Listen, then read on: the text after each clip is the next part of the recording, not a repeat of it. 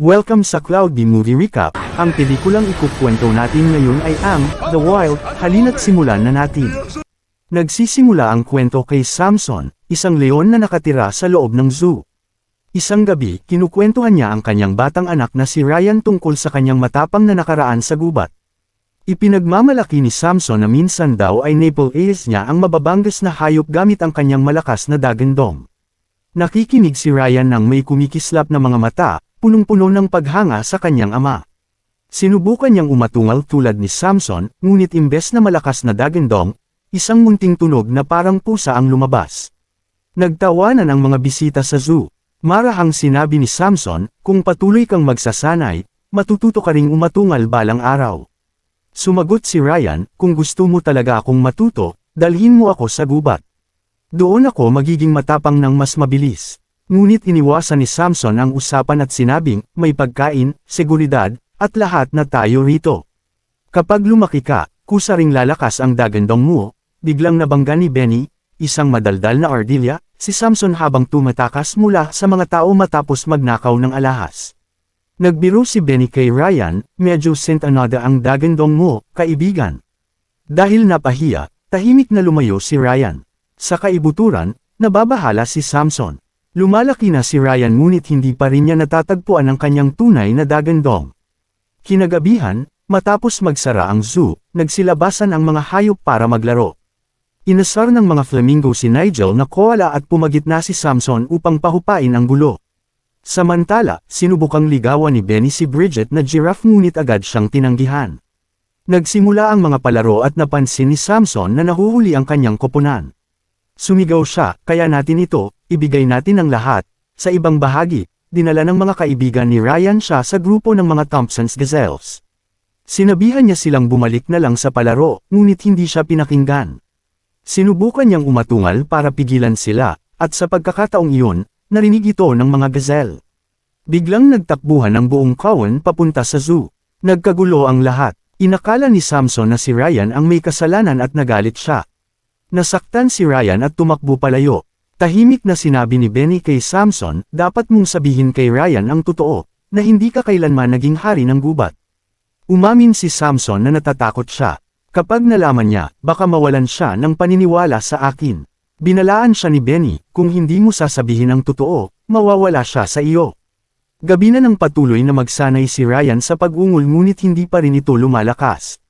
Nawalan siya ng pag-asa at pumasok sa isang berdeng shipping container, kung saan siya nakatulog habang nananaginip tungkol sa gubat. Hinanap siya ni Samson sa buong zoo, ngunit huli na, isinara na ng mga tao ang container. Nagising si Ryan at sumigaw para sa kanyang ama. Sinubukan ni Samson na habulin ang truck ngunit hindi siya makaalis sa zoo. Umalis ang truck, at wasak ang puso ni Samson. Lumapit siya kay Benny at sinabing, tawagin mo ang mga kalapati. Ipinatawag ni Benny ang grupo ng mga sumasayaw na kalapati at ipinaliwanag ang sitwasyon kay Hamir, ang kanilang leader. Nag-imbestiga ang mga kalapati at bumalik na may balita, papunta sa daungan malapit sa Statue of Liberty ang berdeng container at isasakay ito sa barko sa pagsikat ng araw. Kapag nakaalis na, hindi na ito babalik. Walang pag-aatubili, nagpasya sina Samson at kanyang mga kaibigan na magtungo sa daungan. Isa itong mapanganib na misyon. Bagaman sinabi ni Samson na mag-isa lang siya pupunta, palihim silang nagtago ni Benny sa loob ng basurahan upang makatakas. Sumunod din sina Bridget at Monty na anaconda upang tumulong. Ngunit nahulog si Benny at tuluyan silang naligaw sa lungsod. Sa pagpasok nila sa syudad, nakita nila ang mga poster nila sa kung saan-saan. Lalong nang ulila si Samson kay Ryan.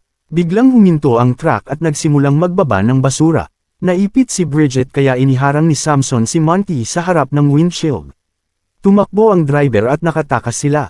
Hinarap nila ang mga aso at sa takot ay tumalon sila sa imburnal kung saan nakilala nila ang kambal na buwayang sina Stan at Carmine. Tinulungan sila ng mga buwaya na makarating sa Statue of Liberty. Kinaumagahan, narating nila ang daungan at nakita ang container ni Ryan na isinasakay sa barko. Tumakbo sila ngunit nakaalis na ang barko. Susubukan sana ni Samson tumalon sa dagat ngunit pinigilan siya ni Monty. Biglang may dumating na tugboat. Tumalon sila rito at hinabol ang barko. Sa pagdagandong ni Samson, natakot ang piloto at tumalon sa dagat. Halos bumangga ang bangka ngunit nakontrol nila ito. Lumitaw si Benny sakay ng isang gansa at sinabing tutulungan sila ng mga Canadian na gansa. Sinundan nila ang mga ito patawid ng Atlantic Ocean. Samantala, si Ryan ay takot at labis na nangungulila sa kanyang ama. Pagkaraan ng ilang araw, narating nila ang gubat sa Africa. Namangha sila sa ganda nito. Inilalabas na ang mga hayop mula sa mga container dahil malapit nang pumutok ang bulkan. Nakaharap ni Ryan ang isang elepante at sa takot ay tumakbo siya palayo. Sinundan siya ni Samson. Sinubukan ni Samson na sundan ang amoy ni Ryan ngunit napunta siya sa isang hyena. Pinagtawanan siya nito at tinawag na duwag. Doon napagtanto ng kanyang mga kaibigan ang katotohanan, hindi siya tunay na hari ng gubat. Wasak ang loob, inamin ni Samson ang totoo, hindi siya mula sa gubat at hindi niya sila kayang protektahan doon. Hiniling niyang umalis na sila at iniwan siyang mag-isa. Ngunit pinigilan sila ni Benny at sinabing hindi nila maaaring iwan si Samson dahil pamilya sila. Nagpasya silang bumalik upang tulungan siya. Biglang dinakip ng mga wildebeest si Nigel at kinalagkad papunta sa bulkan. Doon niya nakilala ang kanilang leader na si Khazar. Ipinagmalaki nito, "Ako ang propeta at koreograpo." Yumuko ang lahat ng wildebeest sa harap ni Nigel. Talagang naniniwala ang mga wildebeest na si Nigel ang kanilang espiritual na guro. Dahil sa paggalang na iyon, nagsimula ring ma-enjoy ni Nigel ang atensyon.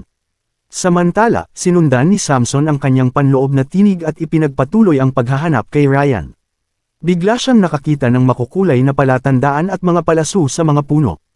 Inakala niyang ginagabayan siya ng mga ito, kaya sinundan niya, ngunit hindi niya alam ang totoo.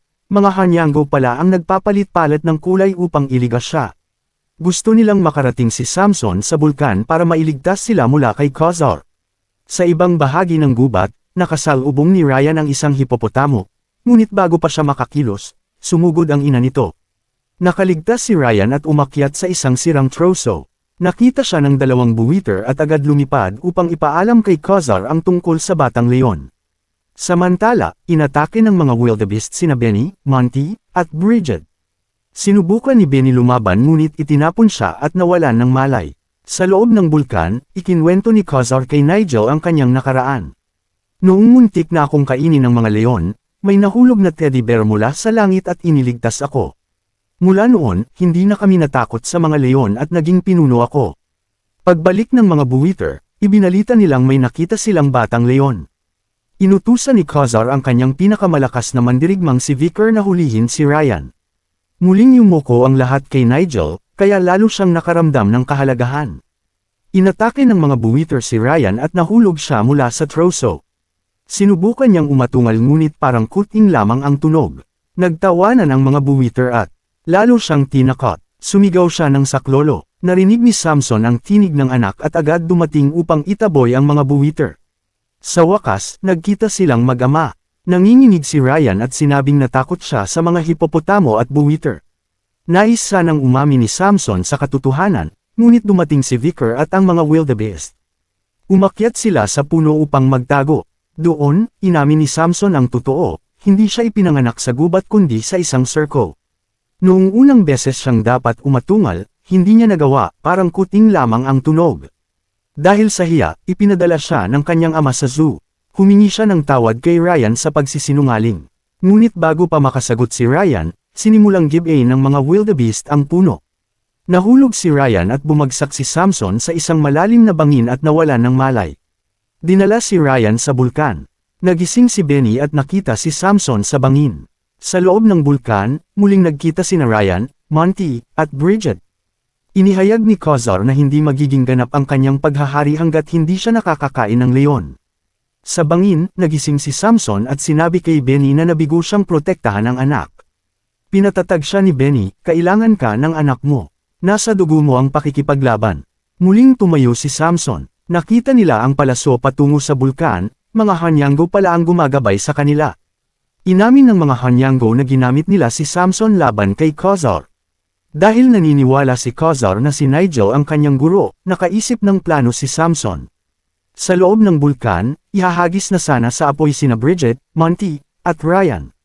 Upang maantala ito, inutusan ni Nigel ang lahat na magsuot muna ng sombrero bago magsimula ang selebrasyon. Habang abala ang mga wildebeest, itinataas ni Samson si Nigel gamit ang tulong ng mga Hanyango. Inakala ng mga wildebeest na ito ay banal na tanda.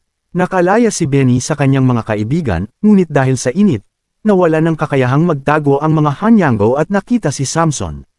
Nakita ni Ryan na buhay ang kanyang ama at tumakbo papunta rito. Sinubukan niyang umatungal laban kay Khazar. Sumugod si Khazar at nagsimula ang matinding labanan. Nabali ang sungay ni Khazar at itinapon niya si Samson malapit sa lava. Tinulungan siya ng mga kaibigan. Sa tulong ni Monty, umakyat si Ryan kay Khazar at sa unang pagkakataon, lumabas ang kanyang tunay na dagandong. Matapang siyang lumaban ngunit nasugatan. Nang tangkain ni Khazar kainin si Ryan, buong lakas na inatake ni Samson ang kalaban. Sinabihan ni Ryan ang kanyang ama, mas magaling ang tatay ko kaysa sa tatay mo. Nagalit si Khazar at inutusan ang mga wildebeest na patayin sila, ngunit tumanggi ang mga ito. Muling sumugod si Khazar. Sa sandaling iyon, inilabas ni Samson ang isang tunay at makapangyarihang dagandong ng leon. Sa lakas nito, napalayo si Khazar at malubhang nasugatan. Pumutok ang bulkan at mabilis na tumakas ang lahat. Nabagsakan ng malaking bato si Khazar at tuluyang namatay. Nakaligtas sina Samson at ang kanyang mga kaibigan sakay ng tugboat habang sumasabog ang bulkan sa likuran nila. Nagsimula silang magdiwang at sumayaw. Muling nag-propose si Benny kay Bridget at sa pagkakataong ito ay hinalikan siya nito. Masayang nagsayawan ang lahat, hindi lamang ito kwento tungkol sa mga hayop. Isa itong kwento tungkol sa pamilya, tapang, at paniniwala sa sarili.